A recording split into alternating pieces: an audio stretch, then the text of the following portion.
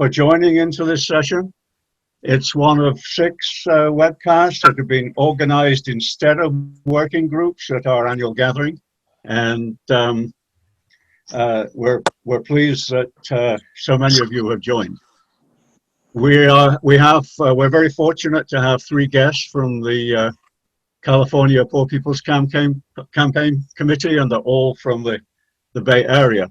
I'll introduce them after you've been able to introduce yourself. So what we're going to do is to go round in order of the people that appear on my screen. It may be not quite the same as on yours, but I will call on each of you in turn, and then if you can just unmute yourself and give your name, where you live, or your congregation, and any one or two statements about your particular interests, but we don't want to make this too long of a round.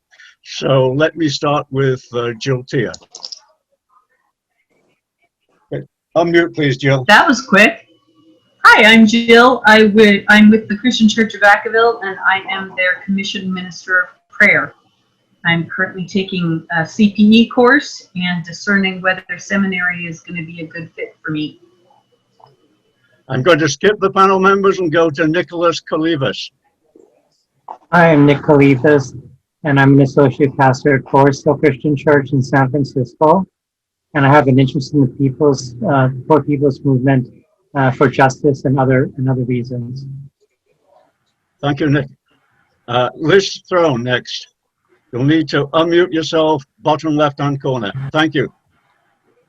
I'm Liz Throne. I live in Folsom, and I attend Sierra Christian Church in Loomis.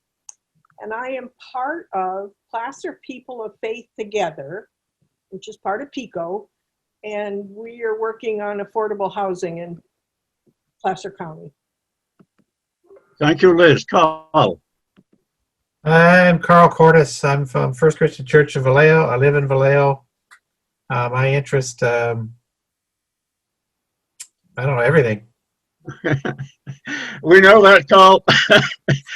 Carol.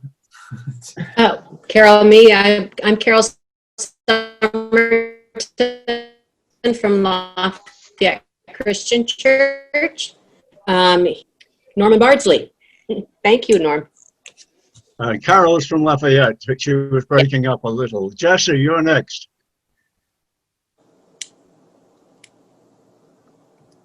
I am. Yeah. Jesse Kearns, First Christian Church in Chico. I've been here, it'll be 14 years in December. That's hard to believe. But I'm here, I'm very interested. I read one of my audiobooks that I've been listening to is The Third Reconstruction, which is a book about and partly written by our Dr. Barber. So that's my interest for being here tonight. Carol Richardson. I am one of the many Carols from Lafayette Christian Church. I've lived here 1 year now. I moved here to the Bay Area to work on a PhD. Really hard to be short and concise about why I'm here. I don't know. My parents were disciples missionaries in the Congo when I was born. Lived in 3 different countries in Africa growing up. Went back to Congo when I was a teenager. From privileged community outside of DC back to the poverty, and I guess I'd have to say I've cared about the deeply entrenched aspects of poverty ever since. Thank you, Carol. Lonnie. I'm Lonnie Stoner. I'm currently at Mayfair Christian Church, currently attending. Living up in Copperopolis, up in the hills. I remember from my teenage and college years I lived in DC area, Virginia, and all of the marches, both for peace in Vietnam, but also many of the other kind of marches that were going on. And I think it left a footprint in my life that I still resonate with. And you know, I've been working in the mental health field for decades, retired now from work with county, and had to deal with a lot of poverty among our clients and the community around me in Stockton too. Thank you, Lonnie. Liz Musgrave. Musgrave. Hi, I'm Liz Musgrave, a member of Niles Discovery Church in Fremont, live in Union City. We're just interested in finding out more about the Poor People's Campaign. I've heard a little about it at church, but wanted to learn more. Latanya.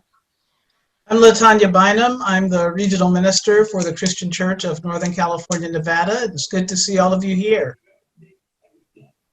Margaret Simmons. You'll need to unmute. I'm Margaret Simmons from First Christian Church in Merced.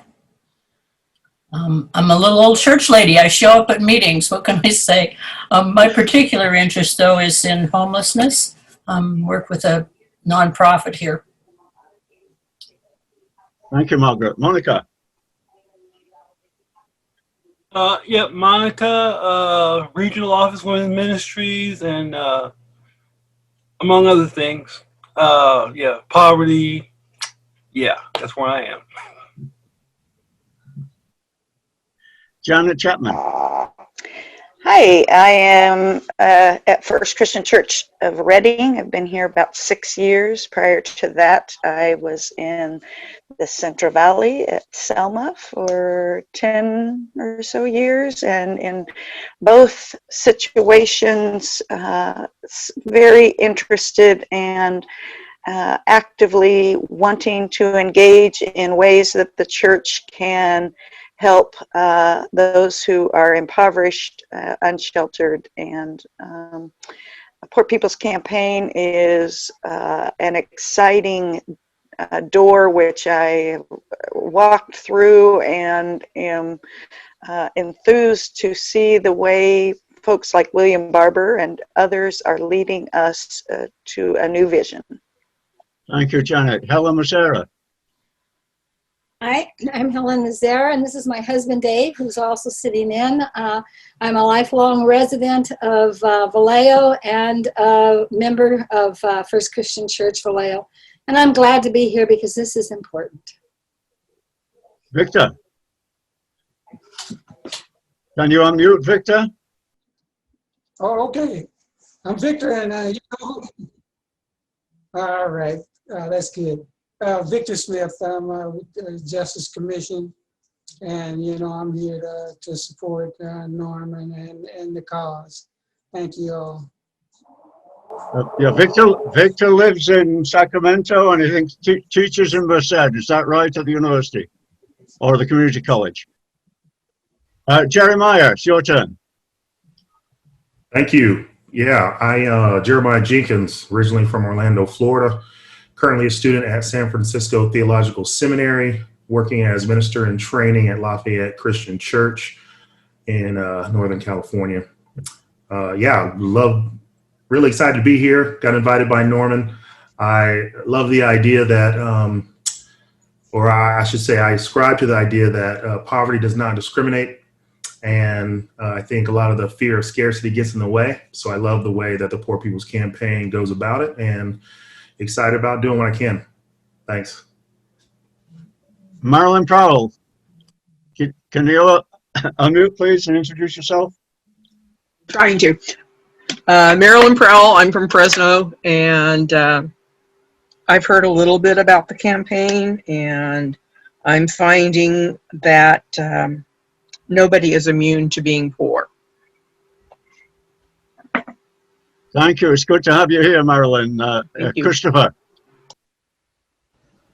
Christopher Van Hall. I'm in Santa Cruz, California. I'm at Greater Purpose Community Church as their pastor, and I'm here because I love the work of Dr. Barber, and when I see what the Poor People Campaign does and what they're about, I see church, and what the church should be.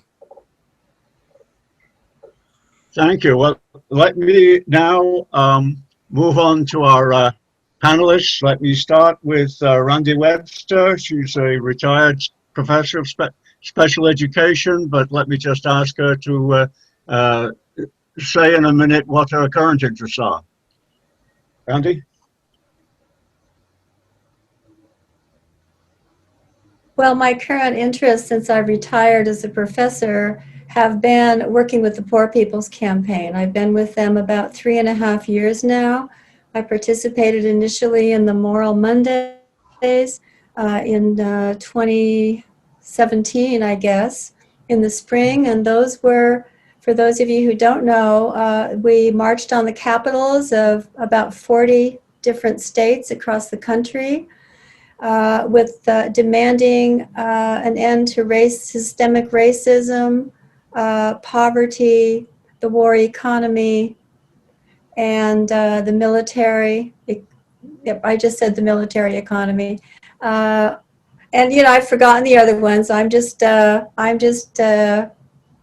But we went on these Moral Mondays for about 12 Mondays in a row, and that was my start with the Poor People's Campaign. Right now, I'm working as the convener for the Faith Leader Outreach Working Group, which is part of the Poor People's Campaign Bay Area. And this group is a group of people of faith. Some are ministers in churches, others are people of no faith, but we get together twice a month and we have conversations about actions that we're taking and how we can continue to work towards justice in our country. I am also on the structured working group of the Poor People's Campaign. That's a largely administrative group, and I participate in the steering committee meetings, which are once a month. So that's what I'm doing now. Thank you, Randy. Now, most of those activities that Randy just mentioned are part of the San Francisco Bay Area program. One of the reasons for having this is that we're trying to encourage interest in other places. There's a strong group in Sacramento, but I'm really pleased we've got such a broad distribution of folks on this call. At least among our congregations, we can maybe have a wider regional scope. Next, let me introduce Rachel West. She's been involved with the main theme of our topic today, which is getting appropriate rewards for carers. She's been involved with the International Global Women's Strike. A couple of years ago, she spoke in London, and so she's been active internationally. She's also been working for the US Prostitutes Collective. And so Rachel, could you just say a little bit about your background and add anything more that you think we should know in terms of introduction? Sure, and I'll say more when I speak. But yeah, I was helped get the Bay Area group together because there was a group in Sacramento. This was a few years ago when the Poor People's Campaign began, and there was a group in LA. But for some reason, it took a while for the Bay Area to get itself together. So I decided with some others, to really try and pull it together. So we got it going and helped set up the steering committee. And now we have, a really strong group in the Bay Area. It's really exciting and does a lot of stuff, which you'll hear about. I also, as I'll say later on, but I was interested to hear, Carol, you were in Africa. I also grew up in Africa, so that's a connection we have right there, and that had a huge impact on me, the poverty, and I vowed since a child that I was going to do something about poverty, and as I'll say more when I speak, but that's what I've been doing as part of the women's movement. But then the Poor People's Campaign came along, and we were thrilled, having worked on poverty for decades, And this is something we've been waiting for that puts it all together. So yeah, I'll Thank you just very stop. much, Rachel. So, Oh, and I also work with sex workers, as Norman said, who are impoverished women mostly. so part of the reason that the Bay Area group is so active now is because of Nell Myhan. She's been an incredible force, and she's also co-chair of the whole California Poor People's Campaign. She's also, like Rachel, she's been involved with Global Women's Strike, but has been working for many years to try and recognize unwaged caregivers as deserving of more respect and also of pay. So I'm going to turn the meeting over now to Nell, who is going to tell you something about her career, but also about the principles of the National Poor People's Campaign and the Jubilee program. So Nell, over to you. Thank you, Norman. And thank you, everyone, for joining us on a Friday night. I mean, you're committed. These are the stalwarts, if you're willing to take your Friday night to come, to be a part of this meeting. And so I really appreciate that. And I am Nell Myhan, and I live in Oakland, which is also a lonely land. And so I try to remember, to give thanks for the people who were the caretakers for this land for so long and are still in a fight for their sovereign right to be here and to have freedom and justice. So Poor People's Campaign, a national call for moral revival, it's basically in 2017, Reverend Liz Theo-Harris and Reverend William Barber picked up the work that Reverend Dr. Martin Luther King had started in 1967 when he called for a Poor People's Campaign. And I'm sure you know that he was assassinated before that campaign was launched in 1968. But Reverend Abernathy and Dr. Bernard Lafayette, they carried that work on, and they actually did establish a resurrection city in Washington, D.C., and they had a few thousand people who came from all over the country as poor people to press the U.S. government to address what Dr. King called the three evils: militarism, poverty, and racism. And so when the new Poor People's Campaign launched in 2017, it was called for in 2017 and launched on the 50th anniversary in 2018 on Mother's Day with the 40 days of action that Randy mentioned. They added environmental devastation and the distorted moral narrative that blames poor people for being poor and says there's not enough, that the reason there are poor people is because there's not enough for everybody to be housed and everybody to be fed and educated and have health care. And so we have added those two pillars in terms of the things that we're challenging. And so the new Poor People's Campaign formed with two primary goals. One is to challenge the narrative by changing the narrator. So, it has been it's been established that poor people did not speak for themselves, that we were spoken about by advocates or by, educators or by whomever. But the Poor People's Campaign has dedicated itself to amplifying the voices of the poor. So that is one of the main goals of the campaign, is to focus on who is poor and why people are poor in our own voices.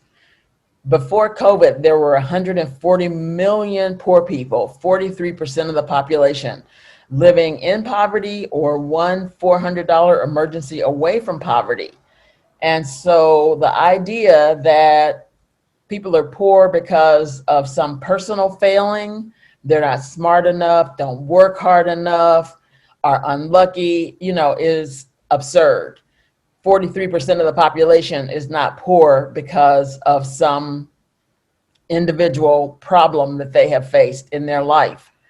And so what the Poor People's Campaign is committed to is addressing the policies that have created poverty and that hold us in poverty.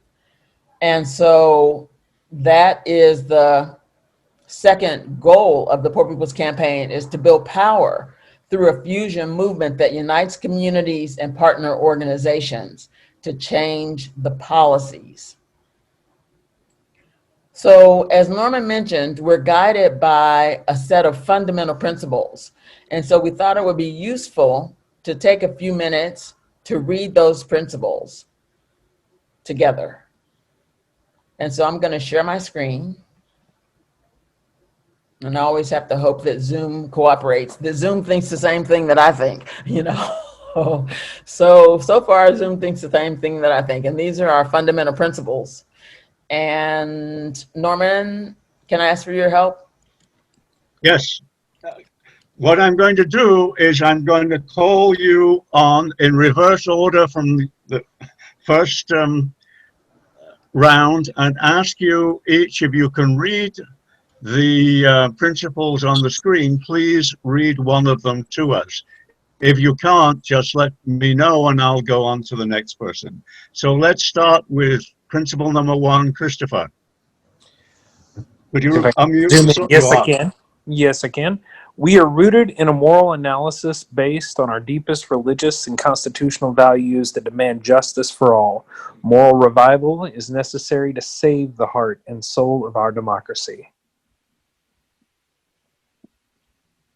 Marilyn, number 2. What'd you say?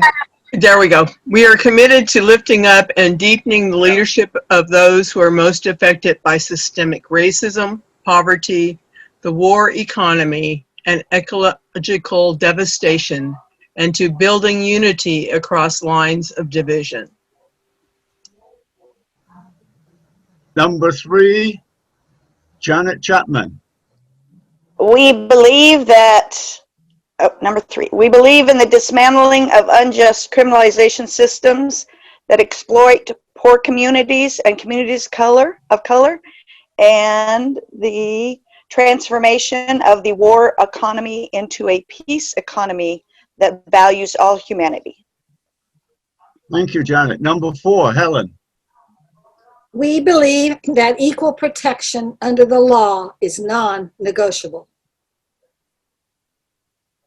Number 5, a new couple have joined us. Leanne, could you unmute yourself and read principle number 5, please?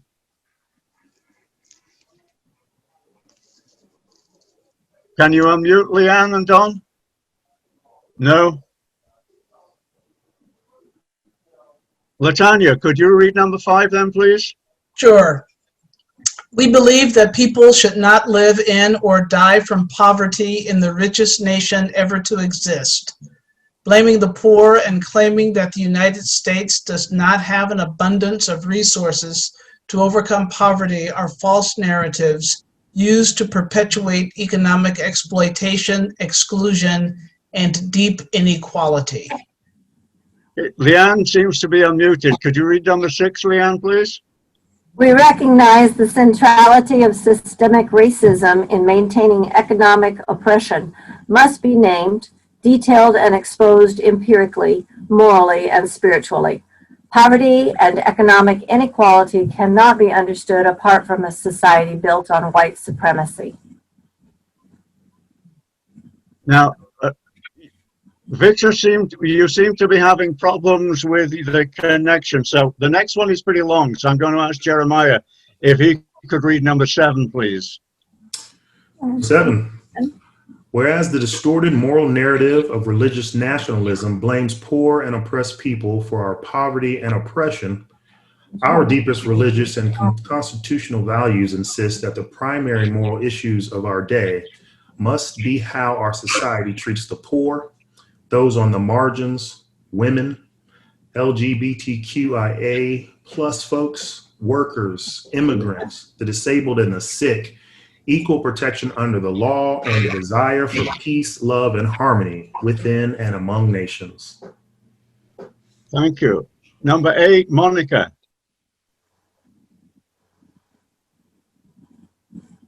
Unmute, please, Monica. Yeah. We will build up the power of people and state-based movements to serve as a vehicle for a powerful moral movement in the country and to transform the political, economic, and moral structures of our society. Number 9, Margaret. We recognize the need to organize at the state and local level. Many of the most regressive policies are being passed at the state level, and these policies will have long and lasting effect past even executive orders. The movement is not from above, but from below. Thank you. Number 10, Liz Musgrave. We will do our work in nonpartisan way. No elected officials or candidates get the stage or serve on the state organizing committee of the campaign. This is not about left and right, Democrat or Republican, but about right and wrong. Lonnie, number 11. We uphold the need to do a season of sustained moral direct action as a way to break through the tweets and shift the moral narrative. We are demonstrating the power of people coming together across issues and geography and putting our bodies on the line to the issues that are affecting us all. Thank you. Now, Victor, you don't get let off. Number 12 is a little shorter, but it's one of the more important ones. So, Victor, could you read number 12, please? All right. The campaign and all its participants and endorsers embrace nonviolence. Violent tactics or actions will not be tolerated. Thank you, Victor, and thank you all. Back to Nell. Yes, thank you all. So those are our fundamental principles. And I got involved in the Poor People's Campaign in 2019 when there was a Truth and Poverty tour that came across the country, stopping in some of the most impoverished communities. And that included Oakland. And I got invited to be a testifier. So I had heard of Reverend Barber because of the Moral Mondays that he was involved in North Carolina when they were really, by fighting voter suppression laws that were disenfranchising poor people of all colors and Black people in particular. But I really didn't know much about the Poor People's Campaign. And so I did my due diligence and looked it up on the internet. And when I started reading those principles and the demands and, learned about the campaign, I got really excited because it seemed like a campaign that was really clear, has a very comprehensive understanding of the kinds of issues that we as a society face, and are committed to not becoming the thing that we are opposed to, which is why the nonviolence tenet is so important. And so I got invited to testify at the Oakland hearing. And the story that I was able to tell there is the story of how I became a caregiver for my mother in the last 5 years of her life. She was living in Ohio quite happily, but she became unable to live alone when she developed dementia. And so, I tried to figure out what to do. My life is really rooted here in the Bay Area. I had been here for like 25 years, so it wasn't, like I could uproot and go back to Ohio to live with her. And so my partner and I decided that we would bring her to live with us. And so that's what we did. And so I became her caregiver. And for the next 5 years of her life until she passed away in 2009, I took care of her. And so recently in the Washington Post, there was an article about the impact of caregiving on the caregivers, the emotional cost, the financial toll that it takes. And so I was reminded of that, of that period in my life, because it is one of the most important things that I ever have done, was to provide for her when she couldn't take care of herself. And so I have no regrets at all for having done that. That said, the reality of the amount of work that it took to provide for her, she had dementia, so she was unsafe to be alone.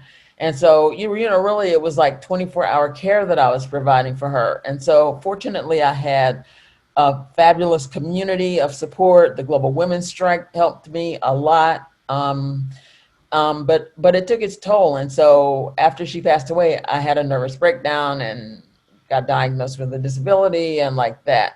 And so, it's really critical that the work that caregivers do be recognized and valued, and that we not be forced to live in poverty because we are providing care for our elderly parents or our disabled partners or our children or whomever. The care of the environment. We also believe that the care of the environment should be recognized and valued, and that people should not be forced to live in poverty because they're doing that kind of work.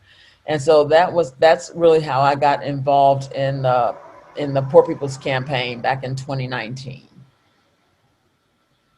And so now we're going to hear from Rachel. Yeah, thanks, Nell. As we've mentioned, the Global Women's Strike, which we're both part of, is a national partner of the Poor People's Campaign. And the Poor People's Campaign has many national partners, so you'll get a taste of some of the work of one of the partners. And Norman had asked us to speak about the caring work. And so when I came to the US as an immigrant, I found it was really hard to survive because there's no safety net here for immigrants, and you have to really try and make do. And I was a single mother when I came here, and I faced a lot of poverty. And, raising kids is one of the hardest jobs, I find. And it's a real struggle if you're low income. And so one of our mottos is, every mother is a working mother.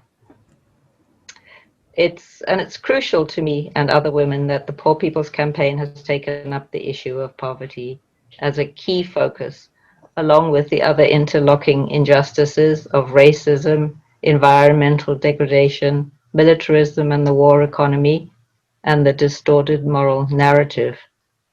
One of the statistics that the Poor People's Campaign uncovered in their budget work, and they've done a lot of work on the budgets, is that 73% of the poor in this country are women and children.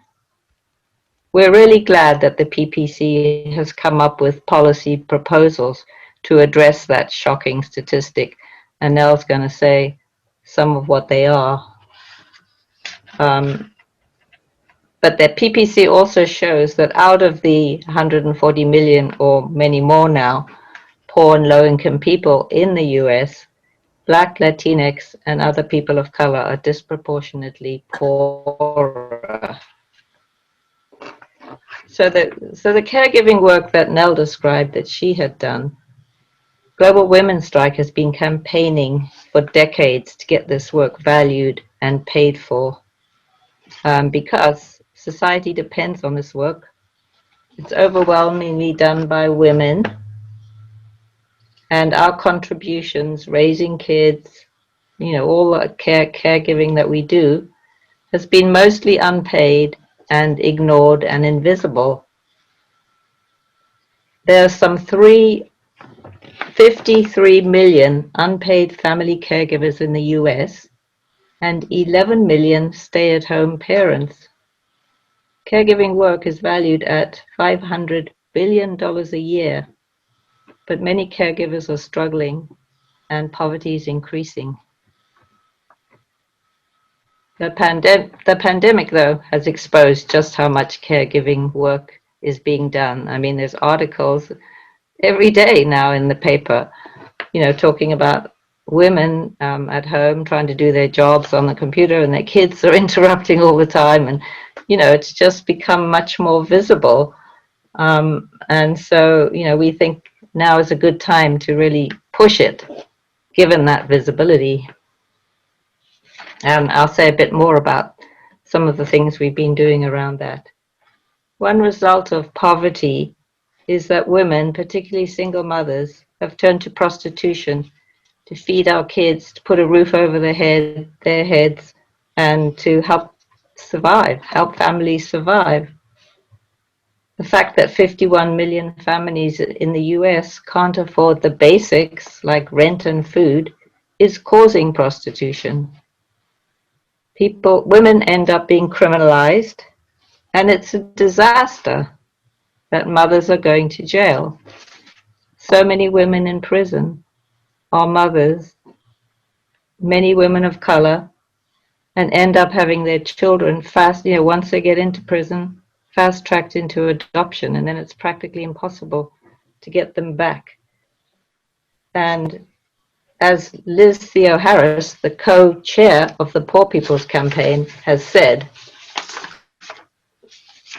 and we really like that, she said, "Take away our poverty, not our children." The US Prostitutes Collective, which I'm part of, has been organizing a long time against criminalization. We've managed to win some things along the way, but in this country, it's heavily criminalized. And as I said, women are going to prison. And we've been organizing for decriminalization, for justice, and also resources so that women who want to get out of sex work can. So I'll stop there, and then Randy's next. Hi, Randy, everyone. do you want to add anything more to what Nell and Rachel have said? And then we'll go back to Nell, who's going to tell us about some of the proposals to change things. Well, yes, Norman, I do. My topic tonight, I was asked to talk about caregiving for children with special needs and how the lack of caregiving resources impacts families with children with disabilities. When Nell talked about the Poor People's Campaign, amplifying the voices of the poor, I think that one of the things that attracted me to the Poor People's Campaign was that it also amplified the voices of the disabled. And for me, I spent a lifetime of work working to help amplify the voices of the parents of the disabled. So I'd like to just give a few statistics. I know I only have 5 minutes, but I'd like to start with sort of the big picture. So nationwide, 14% of all family caregivers care for a child or young adult with special needs. That works out to an estimated 16.8 million families caring for such a child under the age of 18. 55% of these caregivers are caring for their own children. And 64% of those who are working parents believe that caregiving responsibilities negatively impact their work performance. In California, there are currently 13 categories for individuals newborn through 22 years who receive special education services. And this is data from 2018-2019, the most recent data. So the California Department of Education has about 800,000 children and youth with disabilities under their care. Of those 800,000, approximately 200,000 have disabilities on the more challenging spectrum: traumatic brain injury, deaf blindness, emotional disturbances, multiple disabilities, autism, intellectual disabilities that often require more concentrated caregiving. Although state and local agencies provide services for education and social services for children with disabilities, they're also required to provide some form of respite care. Now, respite care and caregiving are very closely related. As a special educator in public schools in the Bay Area for over 30 years, and as a member of 2 advisory boards who provide services for families with adults with special needs, I have had sustained interactions with the parents of children, youth, and adults with special needs. Many of these parents served as fellow board members. Many of them met with me for parent-teacher conferences, also called IEP meetings or individual education plan meetings. And I can tell you from personal experience, but for those parenting K through 12 students, their number one concern was how to access reliable respite care. Now, respite care is not typically full-time caregiving. It's designed to give family caregivers a short break or respite to the family caregiver. Respite care is offered at some facilities, places where parents can leave their child or young adult for morning, afternoon, or even overnight stays. But those facilities are few in number and often must be reserved in advance. So the majority of respite services are offered by individuals, but again, there is a shortage. One need only look at the caregiver skills needed to understand why there's a shortage. Respite care workers or caregivers have to have special training, skills, or experience in working with children with disabilities. They have to have a system in place to record medications, special feedings, or other procedures. And they have to be willing to maintain confidentiality and, with parent permission, answer questions regarding the child's special needs with other professionals who are working with that child, such as doctors, medical doctors, and school personnel. So as a result, primary caregiving falls to family members. So let's take a look for just a second at who these caregivers are. As Rachel mentioned earlier, for caregivers of children with disabilities, approximately 66% are women. They are 2.5 times more likely than non-caregivers to live in poverty, and 5 times more likely to receive supplemental security income, or SSI. Caregiving families overall, in which one member of the family has a disability, have median incomes 15% lower than non-caregiving families. So this is one reason why I joined the Poor People's Campaign. And I'm asking that caregiving, because they're demanding that caregiving become a paid position for all caregivers. This to me is essential work that may be the most essential work of all. I'd like to turn it over to Nell now to discuss the PPC proposals to address caregiving. Thank you. Thank you, Randy. Those statistics are shocking. You know, they're not surprising because we know that the primarily women are disproportionately caregivers in the society. So thank you, for your illumination around that. And I want to say that the Poor People's Campaign, that besides the fundamental principles that I got excited about the demands, frankly, because the idea that 43% of the population is living at or near poverty is unacceptable. and the proposals that the Poor People's Campaign puts forward really get to the root of the problem. So, so they started in 2018 with an audit to really look at the question of what is poverty, like, you know, how is it defined, and what are the factors that influence people being poor, and who are the poor.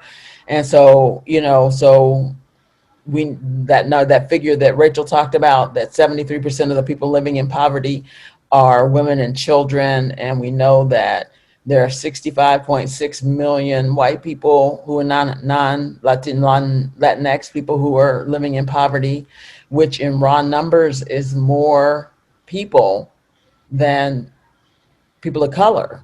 So poverty doesn't impact white people as well as people of color, although poverty is often racialized when it's described. And we know that 59.7% of Black people are living in poverty, 64% of Latinx people, and 58.9% of Native American and Indigenous people are living in poverty.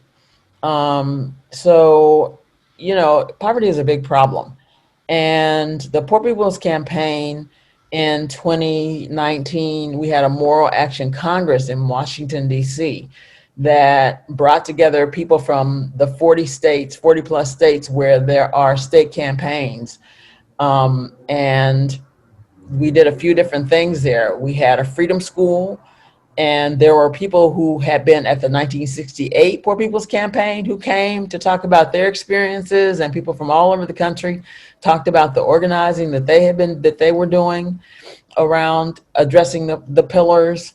And we had a presidential candidates forum and invited, you know, as was stated in the principles, we're nonpartisan, and so everybody was invited, but only Democratic candidates showed up. But of the Democratic candidates, there were 9 who did show up, including our current president and vice presidential candidates. And so we were able to hear from them. Bernie Sanders also showed up, and Andrew Yang.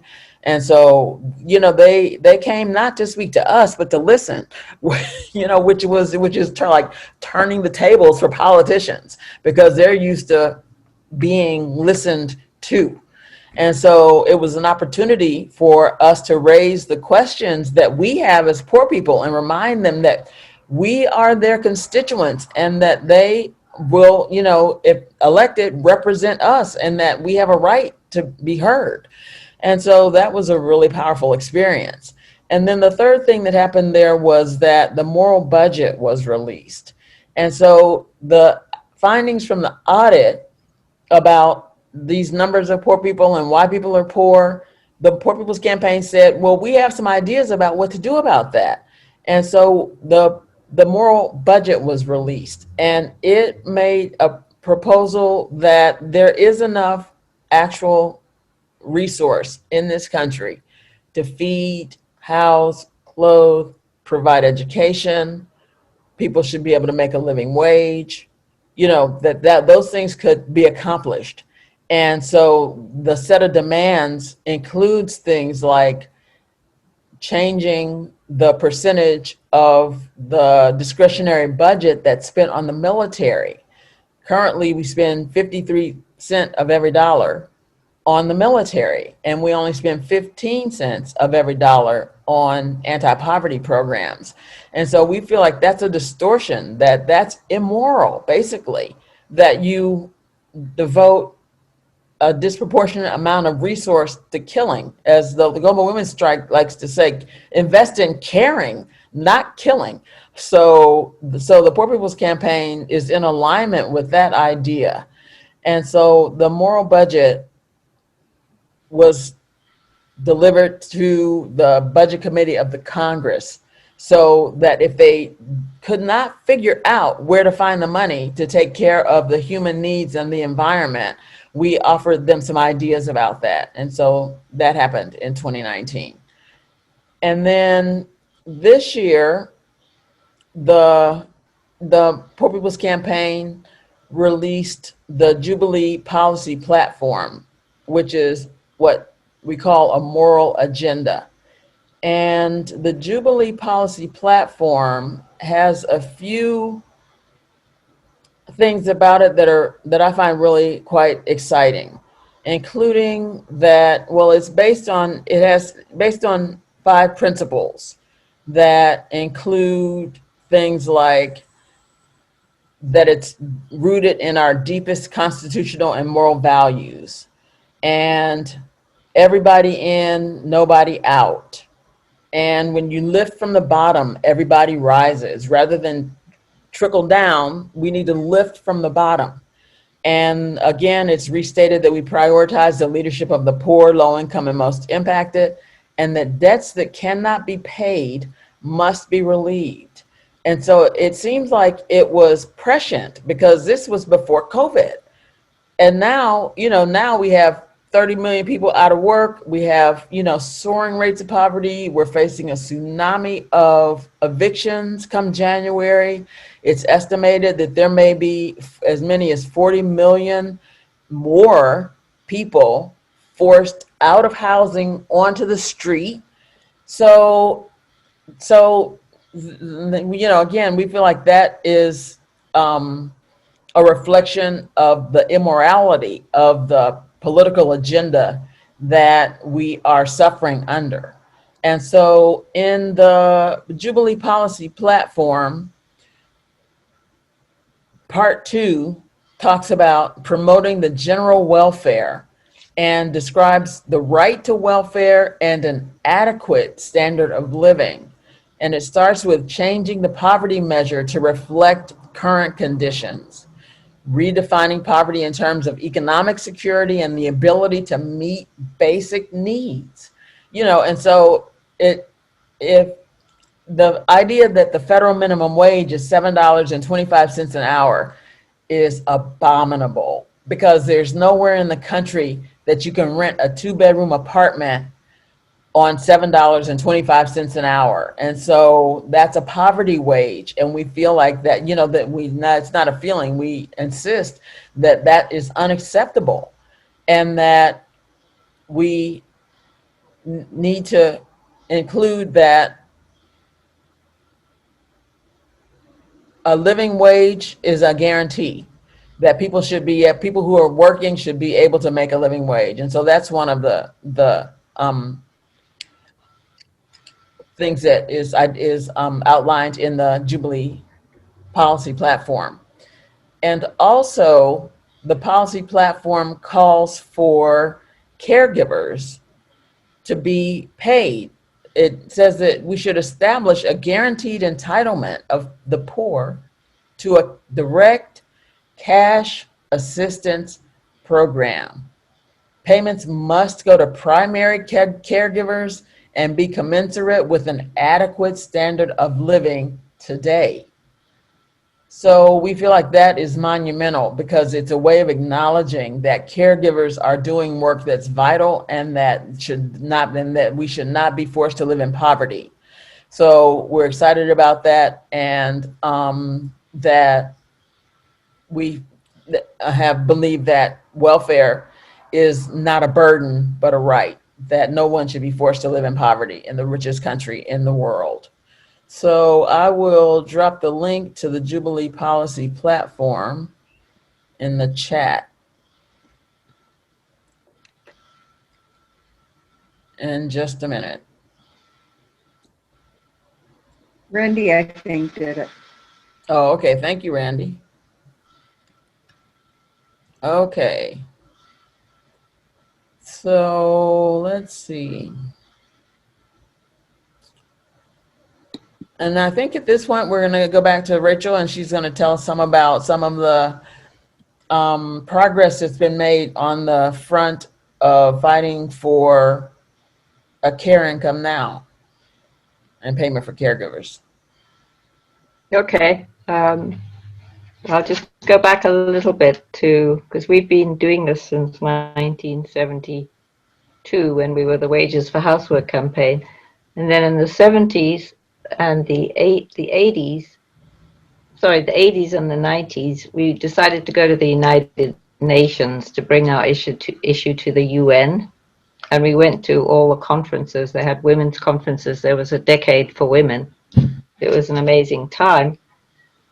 And we took this to the final conference in Beijing in 1995. And there we were successful to get all the unwaged work that women do to be measured and valued in national accounts. And governments agreed to that in 1995. So that was one of the big stepping stones in the work. More recently, and this is what the piece in the Jubilee platform is based on, the care income, which they have included in the Jubilee report, which we're really pleased about. It came from the European Green New Deal, the New Deal for Europe, the Green New Deal for Europe. We found out has a piece in it on calling for a care income for women and for people who take care of the planet. And so we joined in with them. We were thrilled to find out that that was in that piece, in that platform. And so we've taken it up and are publicizing it and supporting the Green New Deal for Europe's proposal for a care income. And, it's really important to us that have been, those of us who've been campaigning on this issue, that the Poor People Campaign has included it in the Jubilee platform. We're thrilled about that. I just wanted to say a bit more about a couple of bills that are in Congress right now that we are supporting and campaigning for. We, the Global Women's Strike, that is. And they're actually breakthrough bills, that we haven't seen anything like this in decades, or we haven't seen anything like this before. One is the American Family Act that was introduced in 2019, last year. And this is a breakthrough because it makes the child tax credit, there's a child tax credit that Bill Clinton brought in, but it wasn't very good. And it changes it and makes it into a monthly payment that covers not only middle-class families, because the child tax credit was really only for middle-class families and poor people were left out. But this American Family Act makes it available, would make it available to not only middle-class caregivers of children, but also those who don't earn much or have any income. And they have calculated that it would lift 38% of children out of poverty. It's to address the poverty of children. And this is the first time that a child benefit program has been introduced into the US. That's similar to the kind of child allowances that are, that are been in Europe forever. I mean, most European countries have had child allowances. In fact, when I lived in the UK, I got child allowance when I had my child, and I'd get a little booklet in the mail every week. I'd have these coupons, and I would go to the post office and cash them, and that was like payment for having a child. And everybody got it, and it was just universal. And, that exists in so many other countries, but not in the richest country in the world. So this would be the first time that such a child benefit, is being proposed. And, it's really a breakthrough. And we really hope it'll go through.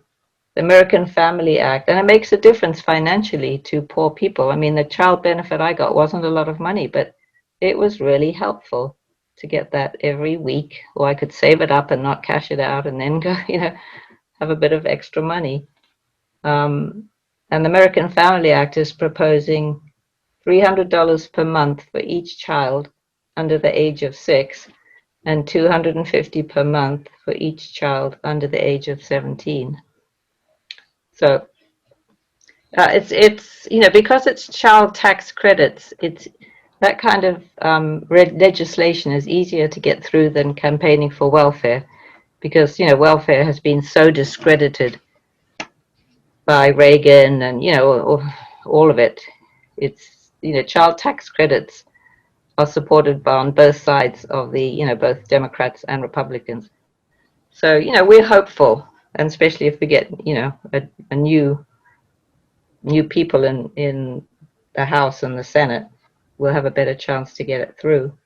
The other bill that I wanted to mention, which is also really good, is the Worker Relief and Credit Reform Act. This is being put forward by Gwen Moore and Marcia Fudge of the Congressional Black Caucus. This bill would expand the earned income tax credit, which exists now, and it would redefine who is a worker, and it would include unpaid caregivers as workers in this bill, and also students, like low-income students. They would be considered workers and eligible to get payment. And they've calculated that this would benefit nearly half of the people in the US. It would dramatically decrease poverty, the poverty rate, by a third. So we're really excited by these two bills, and if anybody's interested, we can give you more information about them.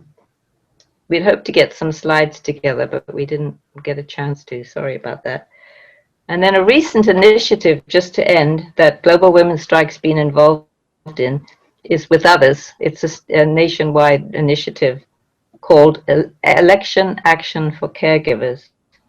And what we've done is we've written a letter to Vice President Biden and Senator Harris, asking their campaign to support those bills and also to expand support for unpaid family caregivers.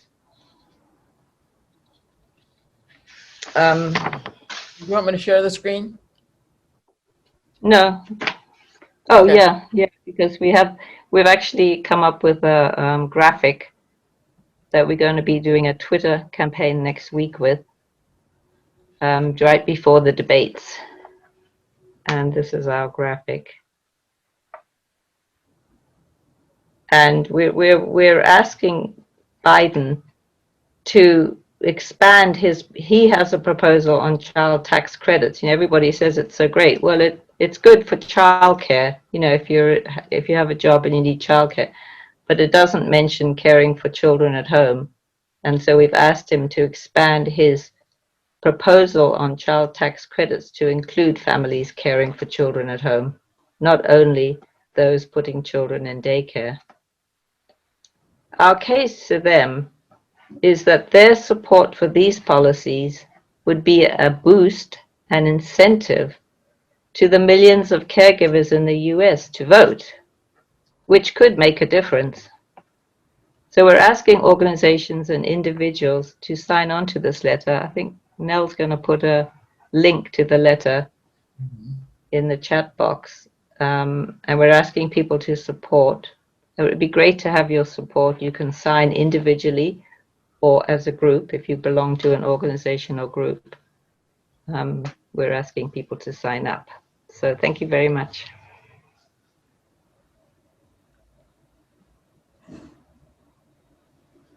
Great.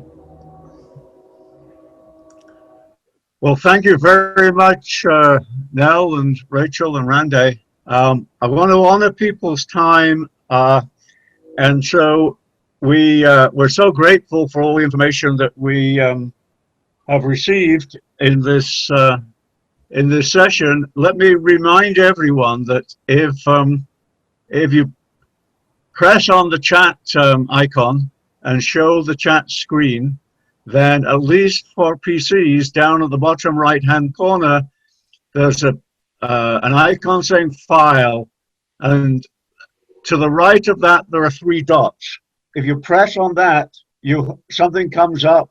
There are various options, one of which is Save Chat. And if you press on that, then your computer will create a Zoom file with all the chat comments, so you don't have to scribble them down on the piece of paper that you don't have with the pen that you don't have. You can record them automatically. But we were thinking that perhaps we would have quite a bit of time for general live discussion here. I think we'll try to do that just for a few minutes, but the more important thing is that this is the beginning of a discussion and a process by which we as a region can discuss this effort and or this issue, and perhaps come up with some contributions to towards a solution. So I'm really pleased that our regional minister and women's minister are on the call. Our men's group is going to have a Zoom gathering in a week's time, and I'm going to see if I can solicit as much help from the men of the region as the women. So as I say, I hope that this will just be the beginning. We will keep in touch with you by email, and in a moment I'm going to ask Tony if she has any suggestions of other ways we can move forward. But I will certainly send emails to each of you. We have been gathering slides, as Rachel mentioned, so we will complete that set and send those along to you. So first of all, maybe if perhaps for 5 minutes, if any of you have got either just a word you can say about what aspect of what we've been talking about you think is of particular interest to your congregation or your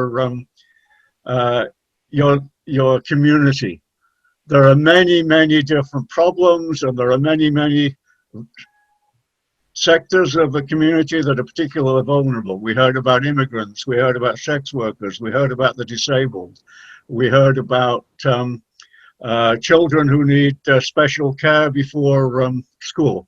So if anyone has, especially those of you outside the Bay Area, Fresno or Chico, can help us understand, what are the issues that you think might resonate with your congregations. Just unmute yourself and say your piece or wave. And Rachel, could I Ellen, ask if you have the bill number for the American Families Act?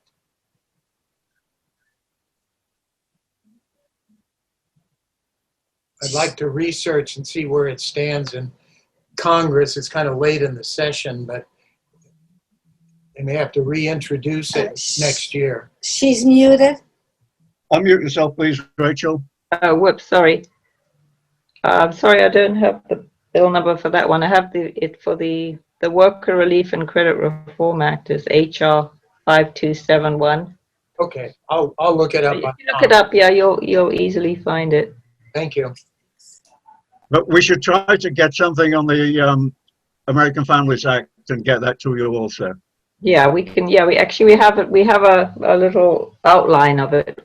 We can definitely send that to you. Anyone else with a comment or a question? Marilyn, are there particular issues down around Fresno that you think we should be talking about and working on?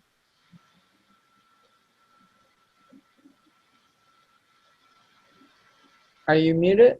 No, I just unmuted myself. I think housing is, at this point, it's a personal issue for me. But I think in general in our community, while Fresno is certainly not nearly as expensive as San Jose or the Bay Area for housing, it's certainly, there are a lot of people who, for any housing that's affordable, can't afford it. What low-income housing there is available doesn't come close to meeting the number of people who need housing. The Housing Authority has about 12,000 vouchers a year, I believe was the number I saw recently. But finding something for one of those vouchers can be a challenge. I'm not sure how many people are actually on the waiting list. I know that those 12,000 are drawn from the waiting list. The waiting list wasn't even opened this year. They're still drawing from the 2019 waiting list. So that's an ongoing issue. Tony, do you have any suggestions about how we continue this conversation in the next weeks and months? Yeah, this has been very helpful to I think help us think in perhaps some different ways about the needs of those who are providing care. And I think that there are some other issues that are all woven and linked together, of course. But Marilyn just talked about housing, and we live in the most beautiful and most expensive place to live in the country. And if you own your home, that's great. If you're a renter, and you can afford rent, that's good. But there are people who struggle all the time with just finding basic housing, which again is tied to what's a living wage, and how do we value those who stay home and just because they need to care for family members or for others. I think what's important, I think what I would suggest, and this would be a really good conversation to come back to, is kind of do some research on what are the issues in your area. What are the issues where you live that are related to what we've been talking about tonight, that are related to poverty and housing and what's a living wage in your area? And that if we stay informed, stay active as we can, I will say, and you all know this, but I'll just remind you in this election season, that churches are not permitted to endorse candidates. And we all have our opinions, and that's fine, but we are not permitted to endorse candidates. Churches are permitted to discuss issues and to advocate for issues. And I think that's an important distinction. And so while I don't tell people how to vote, I am very clear to say to people, if there are issues in your community that affect the lives of people, that are issues sometimes of life or death for people, then the church ought to be talking about them and advocating for those people. And seeing how we can be in partnership with groups that are already existing, that are already doing some of the work that we want to do. We don't have to invent anything.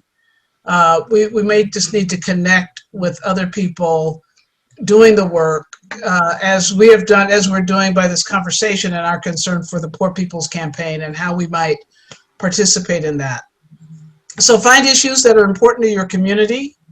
Join organizations that are already doing so. Support the Poor People's Campaign in every way you can, mainly by becoming knowledgeable about it and linking up with local iterations of it in where you are.